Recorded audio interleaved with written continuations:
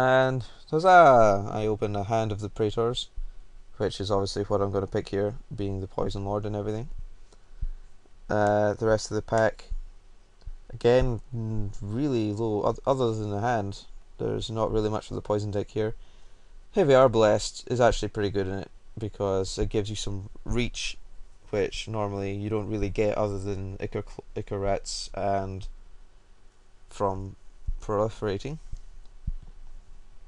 So I'm gonna slam this hand of the Praetors. Hope to maybe table the Heavy Arbalest if the other drafters are not very excited by it. Maybe I'll get Fume Spitter. I don't expect anything else good for me back. Maybe the Life Staff, if people are underrating it. Maybe Tildra Defiance.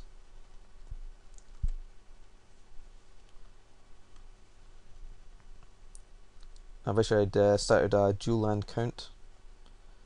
Because there's another one, and once again I'm going to be passing it along.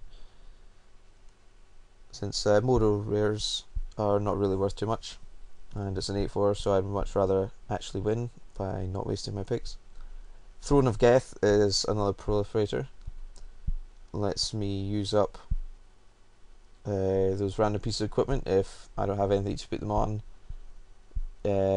Powers up and uses the Tumble Magnet after being used. So, and there's nothing else for me here. Horizon Spell Bomb is acceptable, but it's not really what I want to be doing in the early game. However, it does combine quite well with Throne of Geth. Let me see. This next pack seems completely blank for me, other than this Wing Puncture. The Wing Puncture is primarily for the Glinthawk Idol and Glinthawk deck, which can often be pretty hard to beat if you're poisoned because they can come out really fast, and if they just block you with a high toughness guy for a few turns, their 2/2 flyers can get you. So having a Wing Puncture for Glinthawk, Kemba Skyguard, one of those guys, can easily give you enough time to poison them to death. I would normally want to take it this early, but really there's nothing here I want to take.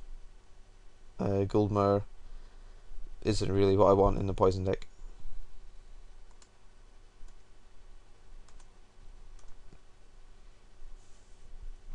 There's the Sisbear, which I think is another one of the best poison creatures. Way better than Black Creeve Goblin, since that is a 4-drop that trades with everything, and Sisbear, being a non-artifact with 3 toughness, makes him really tough to kill.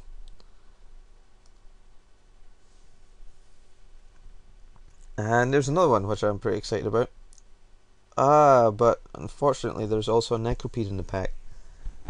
So the way I look at this here is I already have 4 3-drop poison guys, and I only have 3 2-drops. And Necropede is really good because, as I said, it's a 2-drop that gets in early and it's important to carve out, but it also teams up with things like Throne of Geth to act as a more permanent Perilous Mare. So as much as I like Sisbear, I'm going to have to take this Necropede. Although it's interesting that I'm passing another Throne of Geth, considering how much people did not want to take them earlier. Maybe it'll come back. By them I mean black poison cards, of course. This pack, Nihil Spellbomb, gets a lot better when I've got Throne of Geth, even though it's really just a cycling artifact. It's worth playing if I get to lower my line count.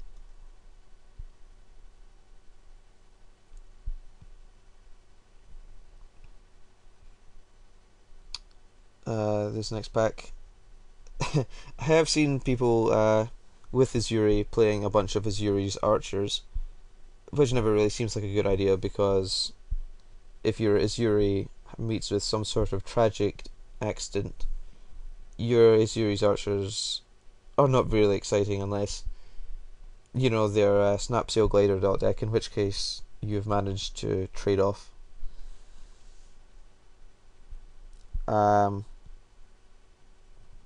I think I'm just going to take another Spell Bomb.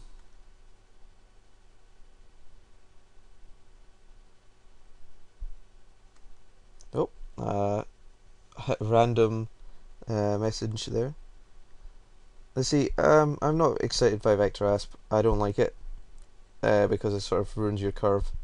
However, I'm a little bit light on poison, guys, and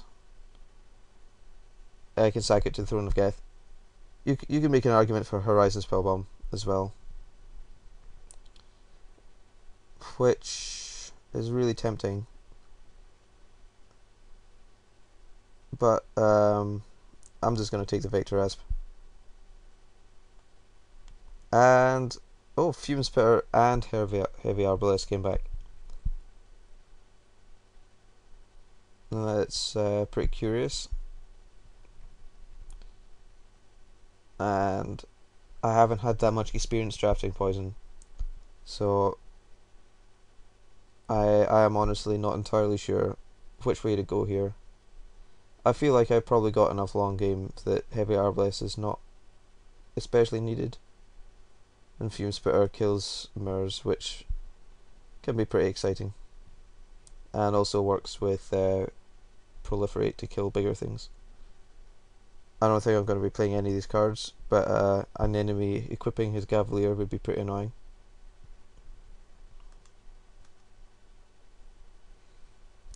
Some more guys I don't especially want to play against. I guess people are less likely to play this card.